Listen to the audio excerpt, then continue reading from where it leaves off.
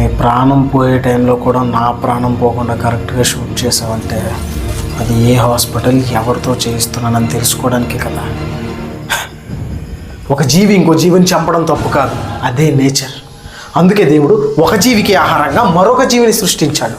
ఒకవేళ చంపడమే తప్పు అయితే ఎద్దుకు కొమ్ముల్ని, పాముకి విషాల్ని, తేలుకు కొండిని ఎందుకు సృష్టించాడు? కానీ ఆ కొమ్ముల్ని, విషాన్ని మనుషులకి ఇవ్వలేదుగా.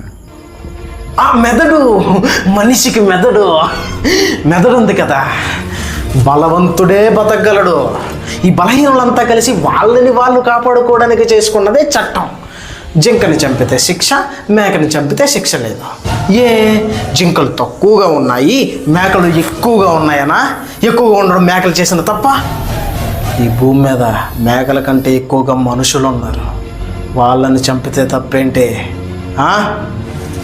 లక్షల సంవత్సరాల క్రితం ఒకడిని చంపి వాడి భార్యని ఎత్తుకెళ్ళారని అందరూ గుహలోకి పోయి దాక్కున్నారు. గుహలోకి పోయి పట్టుకుంటే తలుపులు వచ్చాయి, తలుపులు పగలగొడితే తాళాలు వచ్చాయి, తాళాలు కూడా పగలగొడితే ఒకడి తర్వాత ఒకడు లేచి కాపలా ఉన్నారు. వీళ్ళందరికీ ఒక నాయకుడు వచ్చాడు. ఇంత నాగరికతకి కారణం ఏంటి? భయం. ఆ భయాన్ని సృష్టించింది ఎవరు? మేము.